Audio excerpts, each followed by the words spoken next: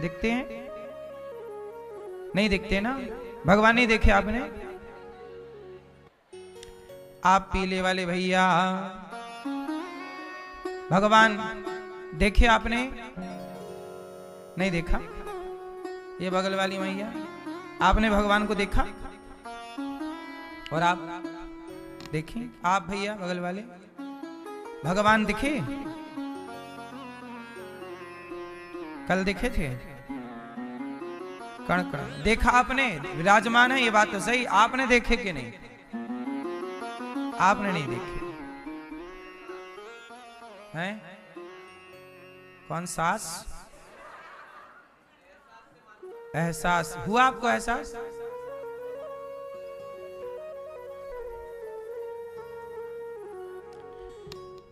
कई बार हमें लोग कहते हैं ना आपको दिखता है, पर देखो आप सबको किस किस को दिखता है आंखों से? जिसको दिखता है वो हाथ उठा सकते हैं। जिसको दिखता है, जिसको दिखता है ना उसे भी कुछ नहीं दिखता। और कई बार जैसे कुछ नहीं दिखता उसी को सब कुछ दिख जाता है। सूरदास जी को कुछ नहीं दिखता था पर उन्हीं को सब कुछ दिखता था।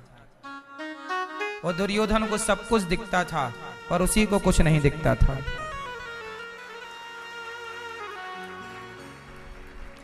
रावण की आंखें कितनी थीं? कितनी? 10 के 20। रावण की 20 आंखें थीं। 20 आंखों से भी उसे कुछ नहीं दिखता था। 20 आंखों से भी उसे कुछ नहीं दिखता था। और हनुमान जी को 2 आंखों से सब कुछ दिख गया। विभीषण को 2 आंखों से सब दिख गया। 20 आंखों वाले को जो नहीं दिखा वो 2 आंखों वाले को दिख गया। और कई बार 2 वाले को जो नहीं दिखता वो अंधे को दिख जाता है। इसलिए कहता हूं कि इन आंखों से जितना आप लोगों ने अभी तक देखा है, जो देखा है वो तो बहुत छोटा, बहुत थोड़ा अभी तक आपने देखा है। बहुत कुछ इन आंखों से देखना बाकी है। कितनी आंखें हैं आपके पास? 2 हैं, सच बताओ। और भी कोई आंखें होती हैं? कौन सी आंखें?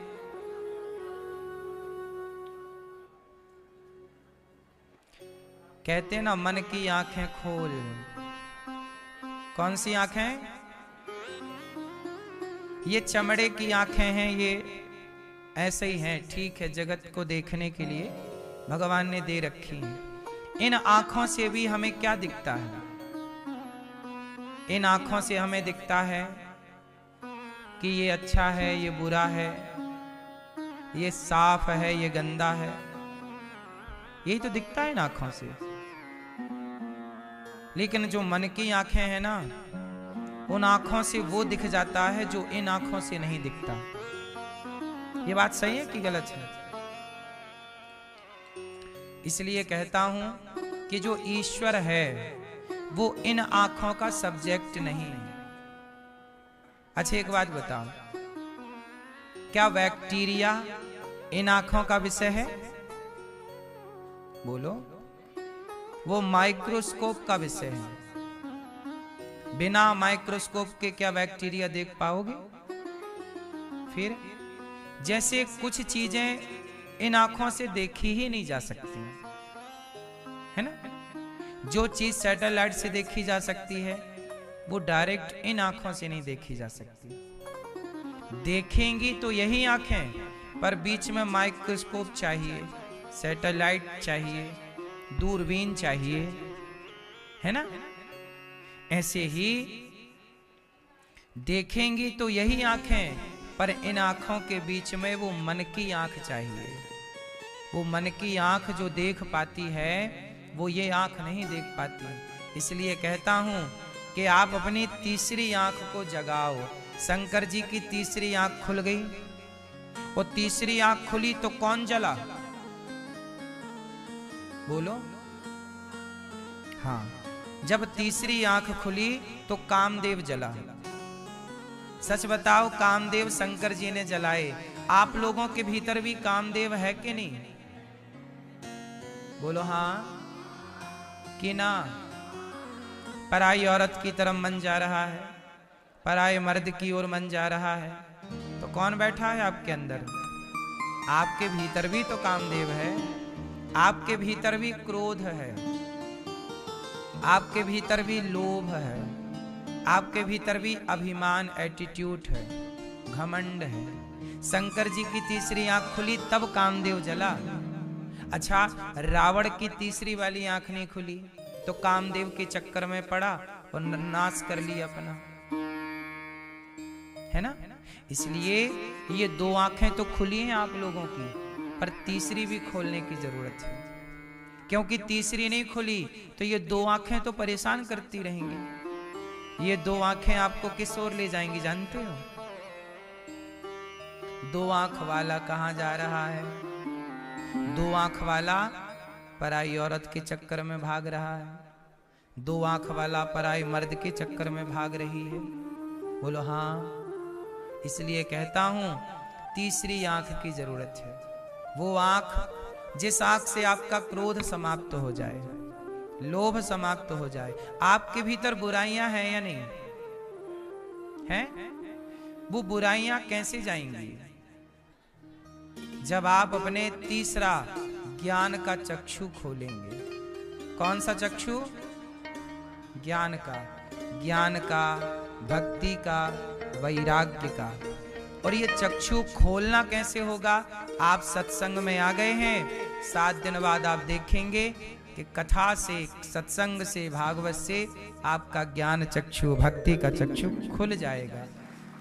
बस बिल्ली के बच्चे की आंख जन्म लेते ही खुली रहती है कि बंद रहती है? बिल्ली के बच्चे की आंख बंद रहती है। फिर बिल्ली क्या करती है? 7 घर अपने बच्चे को घुमाती है, 7 जगह उसका स्थानांतरण कराती है, तब जाके बिल्ली के बच्चे की। हाँ, आप लोग भी 7 दिन की कथा सुनेंगे तो आपकी भी आंखें खुल जाएंगी। आंखें खोलने के लिए ही भागवत सुनना चाहिए, आंखें खोलने के लिए ही सत्संग करना चाहिए। और यही करने के लिए हमारी मैया श्रीमती आशा देवी, मैया कहाँ गई? ये मैया श्रीमान महेश चंद्र बांदिल जी, आप सब कथा सुन रहे हैं, मतलब आप अपने तीसरी आंख, तीसरा चक्षु खोल रहे हैं। आपके सुपुत्र कंचन अतुल बांदिल जी, अतुल जी कहाँ हैं? आशा देवी और स्वर्गीय मुन्ना लाल जी,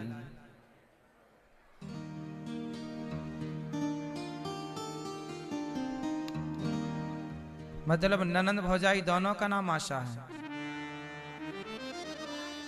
अच्छा, देवरानी जेठानी। अच्छा, एक लड़ाई तो होती नहीं होगी फिर। एक राशि वाली है ना, तो कोई विवाद नहीं है। अच्छा है।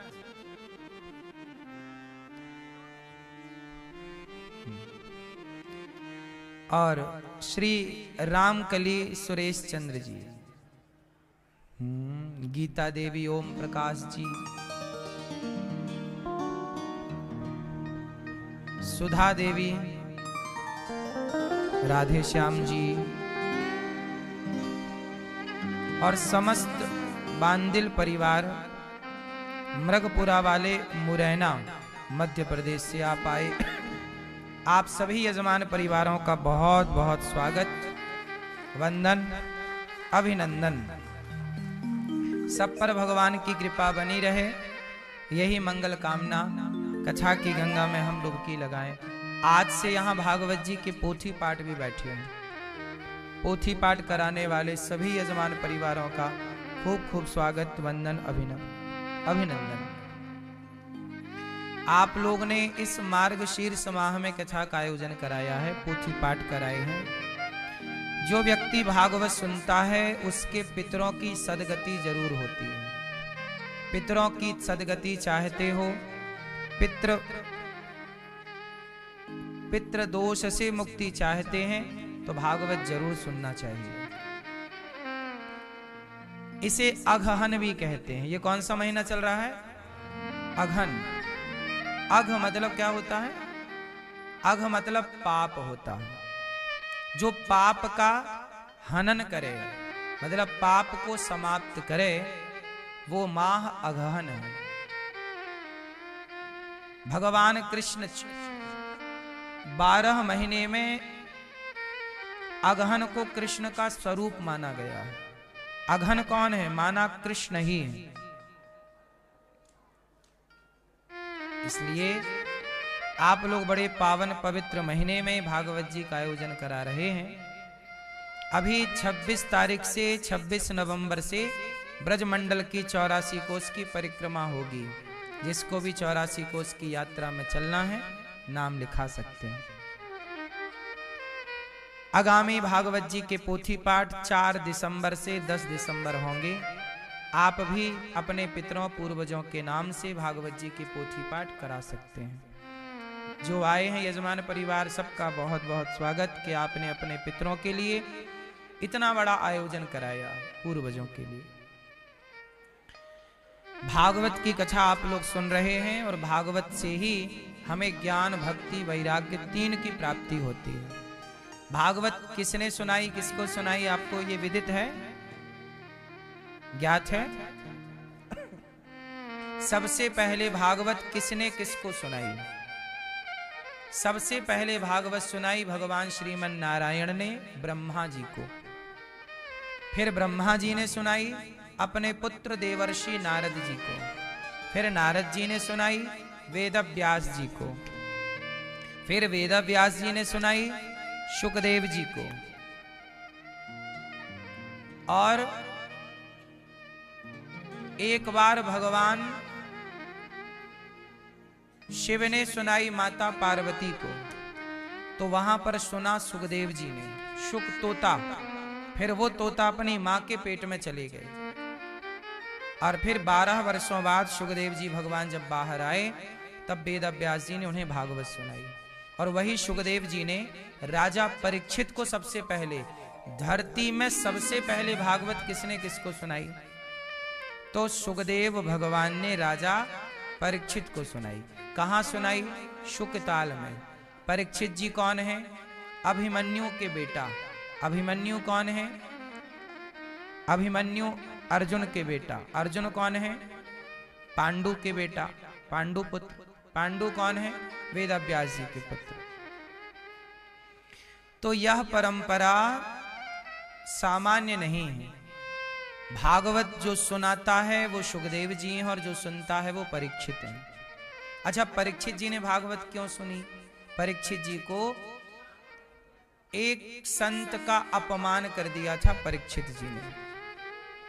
परीक्षित जी ने एक सांप को उठाया, मरा हुआ सांप, और एक साधु के गले में लपेट दिया, समीक ऋषि के गले में। तो समीक जी तो समाधि में डूबे थे, उनके गले में सांप लटका के परीक्षित जी चले गए। समीक जी के पुत्र का नाम था श्रृंगी। तो श्रृंगी ऋषि को खबर लगी कि मेरे पिता का अपमान एक राजा से हुआ, और वो राजा कौन है? परीक्षित। तो समीक जी ने, श्रृंगी ऋषि ने कहा कि परीक्षित तुम राजा हो, और राजा का धर्म है कि वो साधु संतों का सम्मान करे, और आप सम्मान की जगह एक साधु के गले में सांप लटका के चले गए। अच्छा, अब सवाल ये खड़ा हुआ कि राजा परीक्षित ने आखिर इतने पढ़े लिखे, इतने समझदार, भगवान कृष्ण की बहन है सुभद्रा है, सुभद्रा के पुत्र अभिमन्यु हैं और अभिमन्यु के बेटे परीक्षित हैं। मतलब ये भगवान के वंश से जुड़े हुए हैं।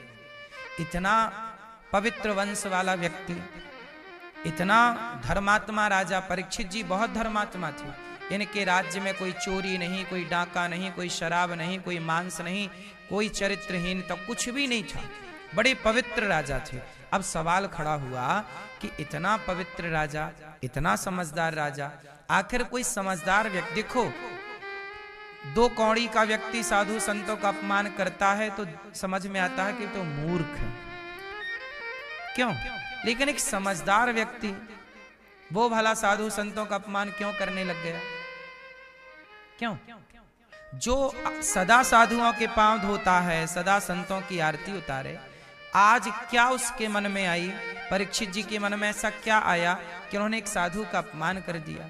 अच्छा, परीक्षित जी ने संत का अपमान क्यों किया आप जानते हैं?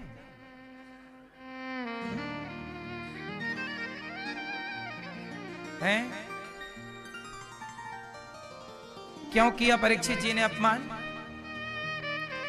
क्योंकि परीक्षित जी के सिर पर अभी कलयुग घूम रहा है। कौन घूम रहा है? कलयुग कैसे घूम गया? तो बात पूरी ऐसी है कि एक दिन परीक्षित जी जंगल जा रहे थे शिकार खेलने। शिकार पहले के राजा महाराजा शिकार करते थे। अब आप कहोगे कि राजा लोग शिकार क्यों करते थे? राम जी भी तो शिकार करते थे। सीता जी ने कहा सोने का मृग लाओ, तो लाओगे कब? जब मारोगे तब लाओगे। तो क्या राम जी भी शिकार करते थे? क्या दशरथ जी भी शिकार करते थे? क्या पांडु भी शिकार करते थे? क्या परीक्षित जी भी शिकार करते थे? तो सुनो, पहले के राजा महाराजाओं को शिकार करने का अधिकार था। क्यों? जैसे डॉक्टरों को चूहे पर एक्सपेरिमेंट करना रहता है। क्या बिना चूहे पर एक्सपेरिमेंट किए, बंदर पर एक्सपेरिमेंट किए, क्या कोई भी डॉक्टर हो सकता है? उत्तर दीजिए। नहीं। डॉक्टर, ऐसा कोई डॉक्टर नहीं है जिसको पढ़ाई के दौरान चूहे पर एक्सपेरिमेंट ना कराया गया हो। कई बार तो बंदरों पर एक्सपेरिमेंट होता है, और भी कुछ जानवरों पर हो सकता है, मुझे उसकी जानकारी ज्यादा नहीं है। चूहा और बंदर की तो मुझे पता है कितना होता है। क्यों जी, बात सही है? है कोई आप में से डॉक्टर? नहीं। चूहे पर एक्सपेरिमेंट करते हैं कि नहीं डॉक्टर? बोलो हाँ। तो बताओ, चूहे पर जब एक्सपेरिमेंट करते होंगे तो चूहा मरता होगा, तो क्या डॉक्टर को हत्या लगेगी? बोलो, क्यों नहीं लगेगी? क्योंकि वह पढ़ाई का, शिक्षा का एक सब्जेक्ट है। क्यों भैया, सही है? मोबाइल वाले भैया गूगल पर सर्च कर रहे हो? नहीं कर सकते। सुनो ध्यान से। जैसे डॉक्टर चूहे पर एक्सपेरिमेंट करते हैं, ऐसे पहले जमाने के राजा शिकार करते थे। अच्छा, शिकार करने के दो कारण थे पहले के राजा लोग। और सुनो, शिकार करने का अधिकार केवल राजा का था, मेरा और आपका, अर्थात आम पब्लिक का। अच्छा, राजा शिकार कर सकता था। शिकार करने के दो कारण थे। कारण आप बता सकते हैं तो आप बताओ, राजा लोग शिकार क्यों करते थे? कारण, राजा लोगों को छूट थी कि आप शिकार करेंगे, आपको शिकार का पूरा अधिकार है, आपको पाप नहीं लगेगा। जैसे डॉक्टर चूहा मारेगा तो वो अपनी शिक्षा के कारण। ऐसे राजा लोग शिकार क्यों करते थे? इसके दो कारण थे। पहला कारण कि जंगल में कुछ दुष्ट प्राणी हो जाते थे। पता है आपको? शेरों में भी कुछ दुष्ट शेर होते हैं जो सबको परेशान करते हैं। हिरण में भी कुछ दुष्ट हिरण होते हैं, जो एक हिरण बलवान है तो वो दूसरे हिरणों को परेशान करता रहेगा। तो राजा का धर्म था कि राजा के लिए जंगल का पशु और पक्षी भी उसकी प्रजा है। राजा का शासन केवल मनुष्यों पर नहीं, पशु पक्षियों के लिए भी वो राजा है, सबका राजा है। तो जो उद्दंडता फैलाए जंगल में, उस पशु को मारना राजा का धर्म है। बोलो हाँ। जैसे आपने पुराने टाइम पे देखा होगा, गांव में कुछ बैल होते थे, बैल और कुछ गाय, वो ज्यादा ऊधम मचाती थी, तो किसान लोग क्या करते थे, उसके गले में इतना बड़ा डंडा डाल देते थे नीचे लटक, उससे वो दौड़ती नहीं थी। फिर आप में से कितने लोग पहले ये सब देखे हैं? ऐसा ना मैं झूठा पड़ जाऊं ना, आज के लड़के नहीं जानते सब चीजें। गले में क्या डाल देते हैं, इतना बड़ा डंडा। इससे क्या होता है कि वो गाय ऊधम मचाती है, कुछ बैल ऊधम मचाते हैं, तो जो गाय और बैल ऊधमी हो जाते हैं, मस्ती करने वाले, मार दिया किसी को, है ना, उन पे किसान शासन करते हैं। शासन मतलब उसे अपने वश में रखने के लिए उसके गले में इतना मोटा डंडा डाल देते हैं ताकि उसकी रफ्तार कम हो, धीरे धीरे चले, क्योंकि ऊधमी है ना, शरारती, इसलिए। आपने देखा होगा दुल्हा दुल्हन, घोड़ा घोड़ी पे जो दुल्हा बैठ के जाता है, उस घोड़े के ना आंख में पट्टी बंधी होती है ऐसे। बोलो हाँ, क्यों? क्योंकि आंखों में पट्टी नहीं बांधेंगे, वो यहां वहां देखेगा तो ज्यादा भागेगा, वो कंट्रोल में नहीं हो सकता। वो कंट्रोल में आए, इसलिए ये सब चीज का कारण है। अब कारण ना जानने से आप कुछ भी समझ सकते हैं। तो पहले के जंगल में कुछ जंगली जीव भी उद्दंड होते थे, उन उद्दंड जीवों को मारना राजा का अधिकार था। पहला कारण तो ये। दूसरा कारण, राजा शेर को मारता था और हिरण को। दो चीजों को आपने सुना होगा। शेर इसलिए मारता था कि प्रजा, जब राजा शेर को मारता तो प्रजा को राजा पर भरोसा होता कि हमारा राजा बलवान है, शेर को मार सकता है, तो दुश्मन से हमारी रक्षा करने योग्य राजा है। तो पब्लिक का विश्वास जीतने के लिए उसे शेर को मारना पड़ता था। हिरण को क्यों मारता? हिरण को वही मार सकता है जो निशानेबाज है। बोलो हाँ। हिरण तो यूं भागता है ना, चुटकी में, इतनी देर में तो भाग गया। हिरण को जो मार सकता है वो निशानेबाज ही होगा, तीरंदाज। तीरंदाजी, यदि तीर आप चलाना जानते, इससे प्रजा को यह विश्वास होता था कि हमारा राजा निशानेबाज है, ये दुश्मन को मार सकता है। जो हिरण को नहीं मार सकता वो दुश्मन को भी, क्योंकि हिरण प्रत्यक्ष भाग रहा है, ऐसे दुश्मन भागता तो उसे मारना है। तो राजा इसलिए शिकार करते थे। तो शिकार करने का मैंने केवल कारण बताया। राम जी क्यों शिकार करते? राम जी भी राजा हैं। पांडु क्यों शिकार करते? पांडु भी राजा हैं। दशरथ जी क्यों शिकार करते? दशरथ जी भी राजा हैं। तो राजाओं के लिए शिकार की बात लिखी है, आम पब्लिक के लिए नहीं है। मेरा और आपका अधिकार नहीं है। अब मैं चलता हूं आगे। राजा परीक्षित जी एक दिन जंगल शिकार खेलने आए। अब कहानी यहां से स्टार्ट होती है, कथा ध्यान पूर्वक सुनिए। एक दिन की बात है, राजा परीक्षित जी जंगल आए शिकार खेलने के लिए, लेकिन वहां पर शिकार विकार तो हुआ नहीं। एक गाय और एक बछड़ा मिल गया। एक गाय और एक बछड़ा। गाय बूढ़ी थी और बछड़ा उसका बच्चा गाय का। दोनों थोड़ा वृद्ध ही थे, बछड़ा भी बूढ़ा ही था, और दोनों को एक काला सा आदमी मार रहा था, लात। गाय को लात मार रहा था और बछड़े को भी लात मार रहा था। वहीं से राजा परीक्षित जी का गुजरना हुआ। परीक्षित जी ने पूछा कि आप गाय को क्यों मार रहे हैं, बछड़े को क्यों मार रहे हैं? तो उस काले व्यक्ति ने कहा, परीक्षित जी ने कहा तुम कौन हो? कहा कि मैं कलयुग हूं। परीक्षित जी ने कहा आप कलयुग हो? हाँ। तो गाय को क्यों मारते हो? कलयुग बोला जहां गाय की सेवा है, गाय है, वहां मैं रह नहीं पाता, इसलिए गाय को मार के हटा रहा हूं। राजा परीक्षित जी ने कहा तुम गाय को मार रहे हो लात से? अभी निकल जाओ मेरे राज्य से, वरना तुम्हारी हत्या कर दूंगा। तलवार निकाल ली। कलयुग डर गया। कौन डर गया? कलयुग। कलयुग बोला महाराज मैं कहां जाऊं? जहां जाता हूं आपका शासन है, कहीं आप से दूर जा नहीं सकता, कहां जाऊं? परीक्षित जी ने कहा अभी निकल जाओ राज्य से। महाराज सारा चारों तरफ आपका ही राज्य है, कहां जाऊं? महाराज मैं बहुत बुरा हूं, पर मुझे में एक अच्छाई है। अच्छा आप लोग बताओ, कलयुग बुरा है कि अच्छा है?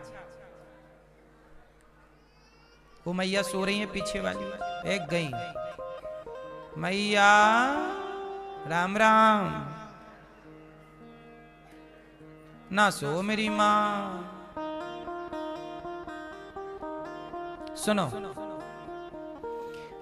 अच्छा ये बताओ, कलयुग अच्छा है कि बुरा है? क्या है, अच्छा कि बुरा? मैया, कलयुग अच्छा कि बुरा? कलयुग बुरा कि अच्छा? कलयुग बहुत अच्छा है। कलयुग कैसा? अच्छा। कलयुग में क्या अच्छा है? मैया बताएंगी, पीली मैया। कलयुग में क्या अच्छा है? हैं?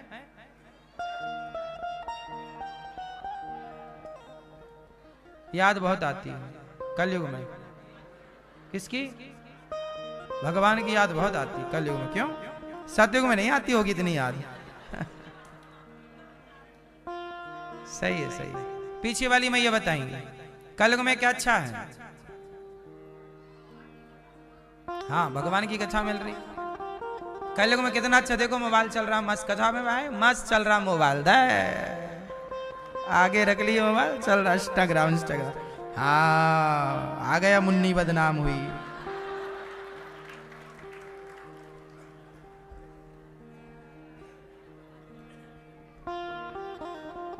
सुनो, कलयुग में सबसे अच्छा है, कलयुग केवल नाम आधारा। कलयुग इतना अच्छा है कि सतयुग त्रेता द्वापर में जो सदगति बड़े जप तप यज्ञ से होती थी, कलयुग में वही अच्छी गति केवल भगवान का नाम जपने मात्र से हो जाती।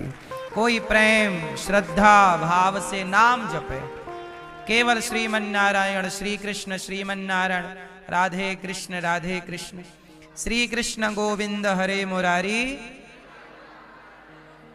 कोई प्रेम से नाम जपे तो नाम के बल पर वह भव से, किसके बल पर? किसके बल पर? ये कलयुग है। कलयुग में ये अच्छाई है कि कलयुग में नाम बड़ा प्रभावी है। अजामिल जैसा पापी नाम लेके तर गया, बड़ा पापी था। आप जानते हो अजामिल को? क्यों भाई, आप जानते हो अजामिल? भाई आप जानते हो? आप जानते हैं अजामिल को? आपके पड़ोस में रहता था। अजामिल जैसा पापी भी नाम के बल पर तर गया। बड़ा पापी था, पराई औरतों के संग जुआ खेलना, मांस खाना, कोई ऐसा गलत काम था नहीं कि जो उसने ना किया हो। लेकिन मरते समय धोखे से नारायण उसके बेटे का नाम निकल गया, तर गया। ये कलयुग की अच्छाई है। बात समझ में आई? इसलिए आपसे मेरी हाथ जोड़ के विनती है, काम करो पर चलता रहे भीतर श्रीमन्नारायण राधे कृष्ण श्री कृष्ण गोविंद हरे मुरारी, हे नाथ नारायण सीताराम हरि हरि हरि बोल, हरि शरणम हरि शरण, विष्णु विष्णु विष्णु, जो भी नाम अच्छा लगे। ओम नमः शिवाय, ओम नमः, जो अच्छा आपको लगे। एक नाम, भगवान के सारे नाम प्रिय हैं, आप नाम जपते रहो, काम करते रहो। कलयुग बहुत अच्छा है, बोलो हाँ। राजा परीक्षित जी से कलयुग बोला कि मैं अच्छा हूं, मेरे में ये विशेषता है। तब राजा परीक्षित जी से बोला कलयुग के, देखो मेरे में ये विशेषता है ना, अब मुझे रहने की कोई जगह दे दो, आप कोई स्थान दे दो। परीक्षित जी दयावान थे, उन्होंने कहा ठीक है, यदि तुम में विशेषताएं हैं, अच्छी चीजें हैं, तो मैं तुम्हें रहने के 4 कमरे बनवा के देता हूं। अब राजा परीक्षित जी ने कलयुग को 4 कमरे दे दिए। ये राजा परीक्षित जी ने इसलिए दिए कि उस जमाने में ये कमरे थे ही नहीं। क्या पता था परीक्षित जी को कि आजकल ये कमरे घर घर हो जाएंगे। कौन से कमरे थे? द्यूतं पानं स्त्रियः सूना यत्रा धर्मश्चतुर्विधा। कलयुग कहाँ कहाँ रहता है, परीक्षित जी ने निवास दे दिया। रहो, कहाँ रहो? द्यूतम। द्यूतम मतलब, द्यूतम मतलब जुआ। जुआ किसी भी तरह का हो सकता है, ताश का जुआ, क्रिकेट का जुआ, आजकल क्रिकेट में जुआ होता है, और मोबाइल पर बहुत सारे ऐप आ गए हैं आजकल, ये सब जुआ है। तो द्यूतम जुआ। कलयुग कहाँ रहता है? जहां जुआ है वहां कलयुग है। इसलिए कृपया विनती है, जुआ ना खेलें। क्या ना खेलें? खेलेंगे तो हमारा कुछ ना बिगड़ेगा। किसका बिगड़ेगा? आपका स्वयं का बिगड़ना है। आप खेलते हैं जुआ क्या ये भैया? खेलते हो क्या? ताश नहीं, ये पीछे वाले भैया क्या खेलते हो? मर्डर मार देते हैं भक्तों का। भक्तों का नाम मर्डर कब से हो गया? पत्तों का। तो ये बुढ़ापे में गेम खेलते हैं? अब बताओ हैं? तो कलयुग आपके खोपड़ी में है।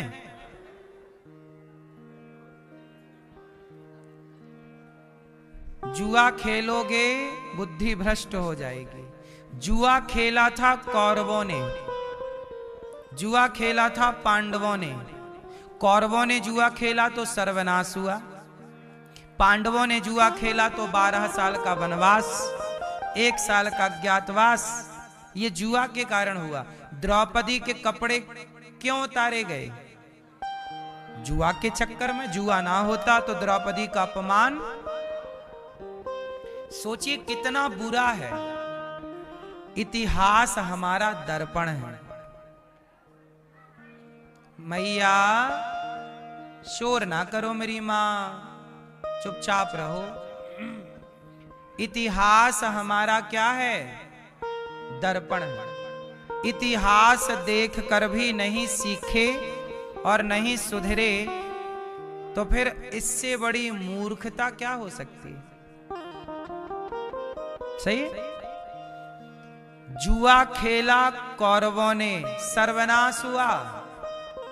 तेरा क्या होगा रे कालिया?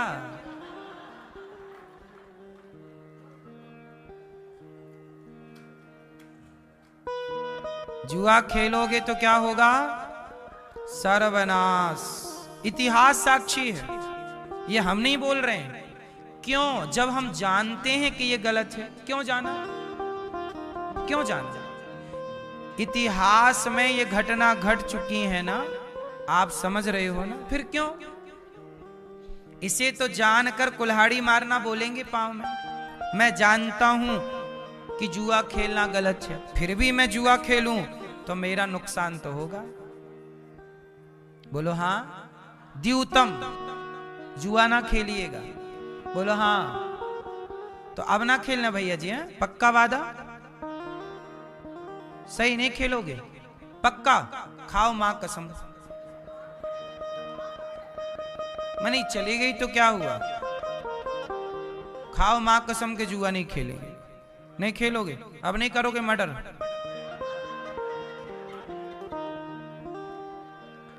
द्यूतम। घरवाली हैं?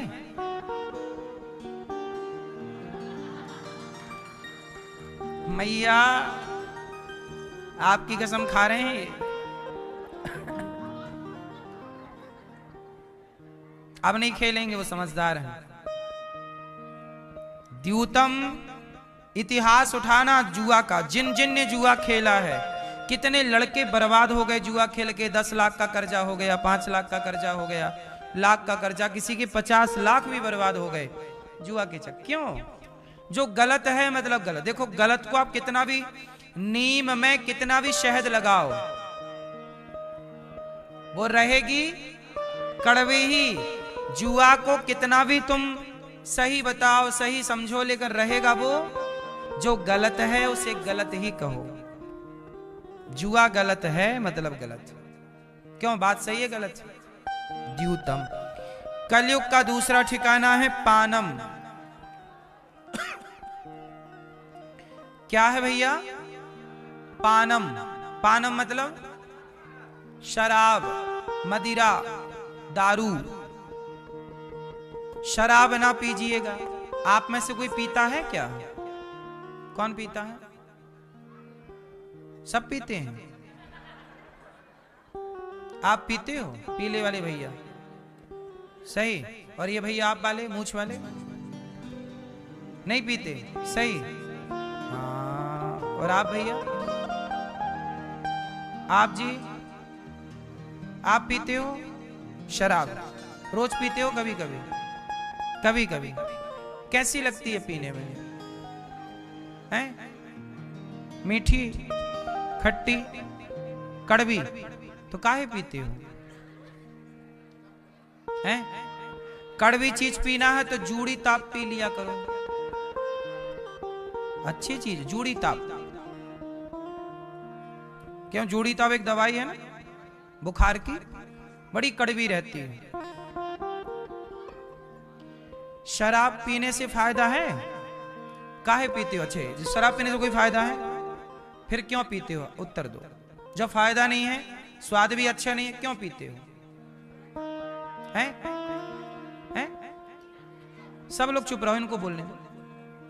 कभी कभार आपका विवाह हो गया, पत्नी को ही पिलाते हो और बच्चों को? क्यों?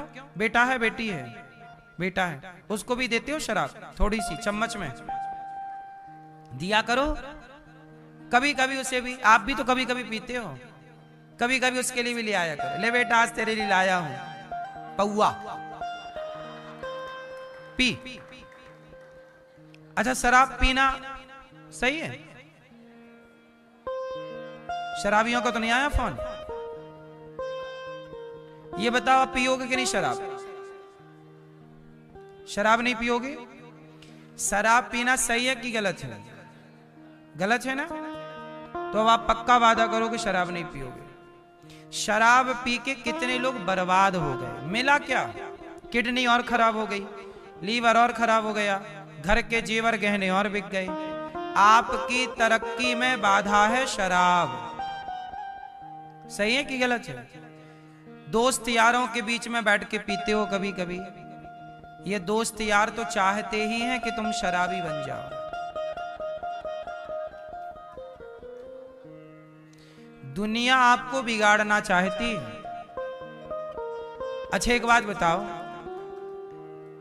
जो आपको शराब पिलाता है वो आपके लिए सही सोच रहे हैं, या जो आपसे कहते हैं भैया शराब ना पियो, वो आपके शुभ चिंतक हैं? आपका शुभ चिंतक कौन है? जो पिला रहे हैं वो, या जो मना कर रहे हैं वो? तो हम आपके शुभ चिंतक हैं कि नहीं? और आपके वो दोस्त जो आपसे कहते हैं यार पी लो क्या होता है, ये दोस्त नहीं है, ये दुश्मन है।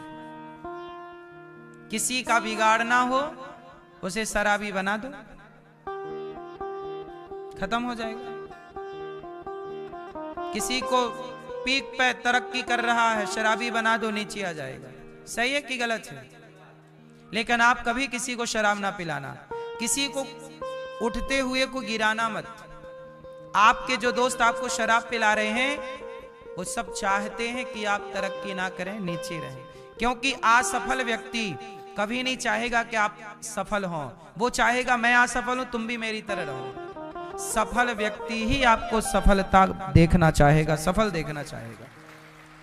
असफल व्यक्ति कभी आपको सफल होने क्यों देगा?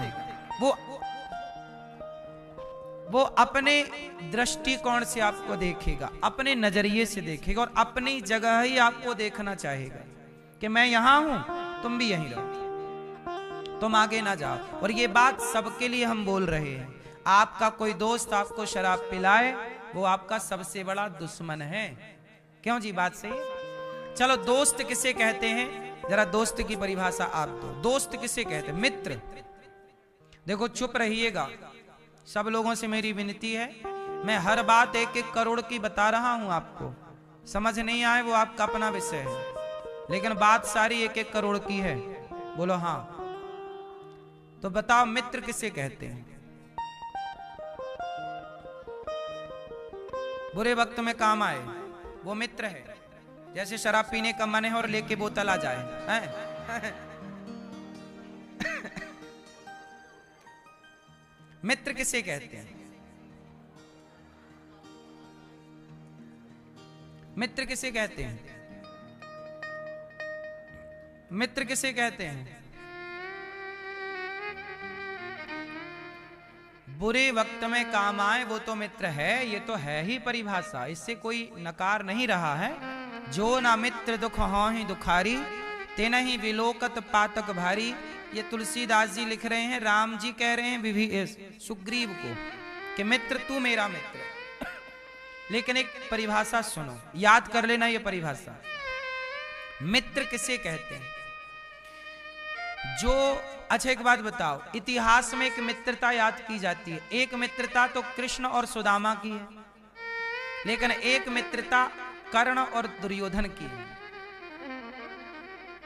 कर्ण और, अच्छा ये बताओ, कर्ण और दुर्योधन की मैं बात करूं यहां पर, कर्ण और दुर्योधन की मित्रता, ये मित्रता सही है कि गलत है? कर्ण ने दुर्योधन का साथ दिया, मरते वक्त तक साथ दिया। बताओ कर्ण सही है कि गलत है? हैं? कर्ण सही है या गलत है? बस इतना सा प्रश्न है, बोलो। कर्ण ने मित्र का साथ दिया, अब बताओ सही है कर्ण की गलत है? मैया क्या बोलती तू? क्या है कर्ण?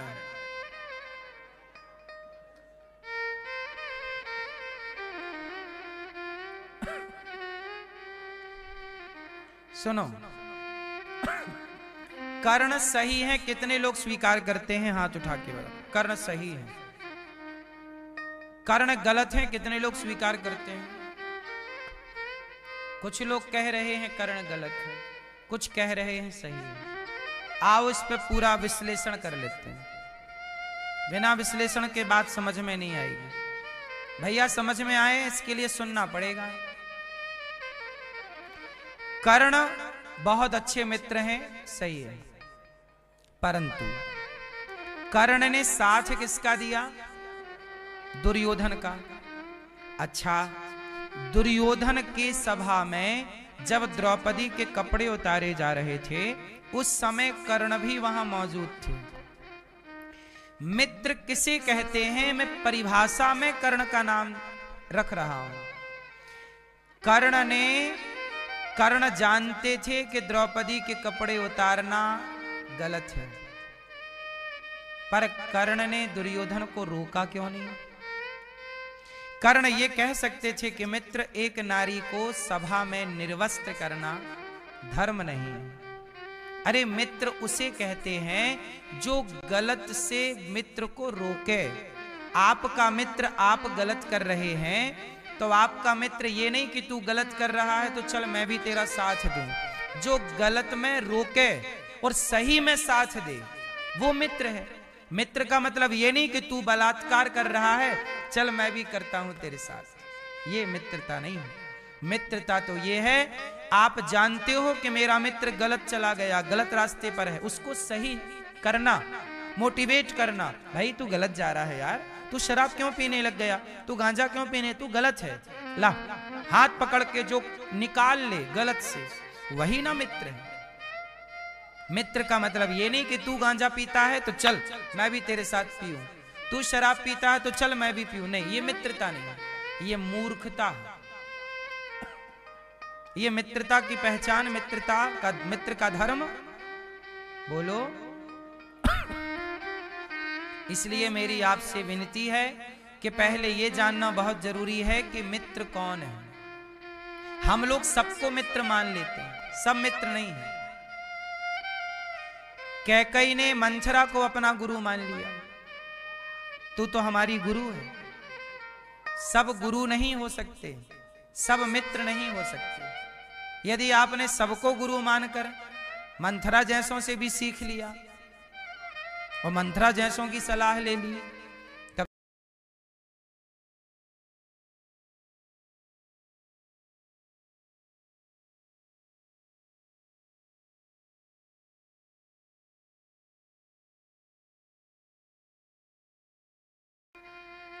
युद्ध नहीं होगा।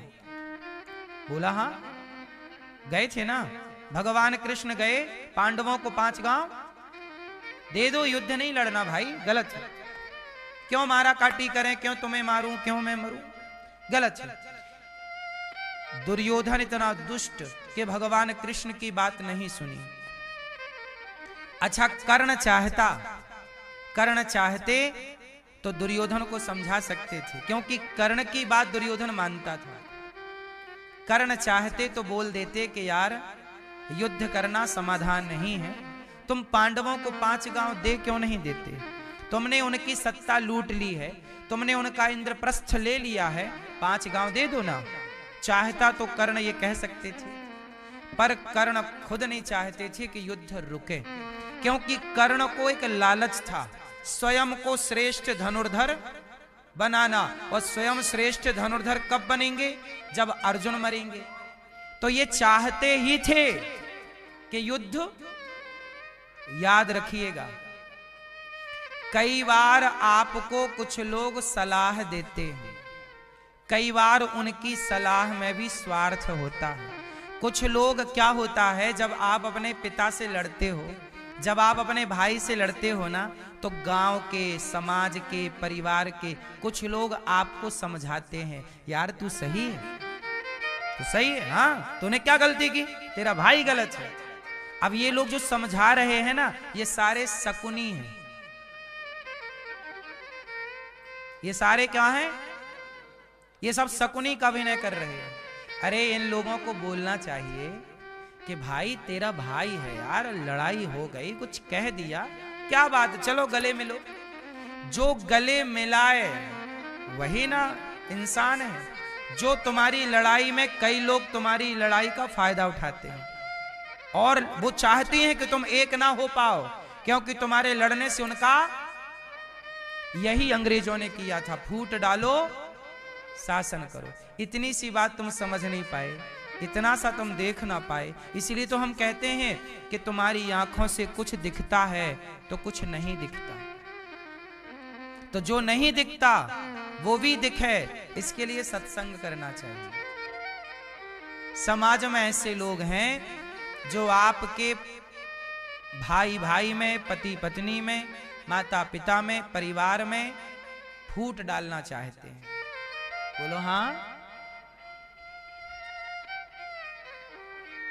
अब जैसे एक छोटा सा उदाहरण मैं आपको देकर समझा दूं, हो सकता है मेरा ये उदाहरण गलत हो, सही हो तो आप समझ लीजिएगा, गलत हो तो मेरी बात मुझे वापस कर दीजिएगा।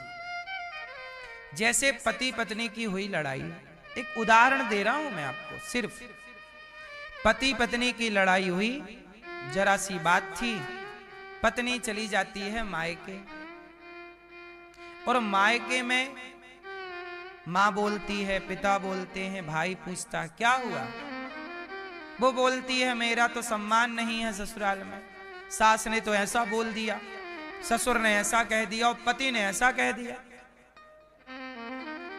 उस समय लड़की के माता पिता क्या बोलते हैं, अरे तेरे पति की हिम्मत कैसे हुई कि ऐसा कह दिया, तेरी सास की हिम्मत कैसे हुई ऐसा कह दिया। समझ लो कि इस तरह समझा रही है यदि मां, तो ये मां नहीं है, मां के रूप में मंथरा है। समझाना ऐसे चाहिए कि बेटा लड़ाई सबके घर होती है, सास सबकी ऐसी ही होती है, पति पत्नी में लड़ाई ऐसे ही होती है बेटा।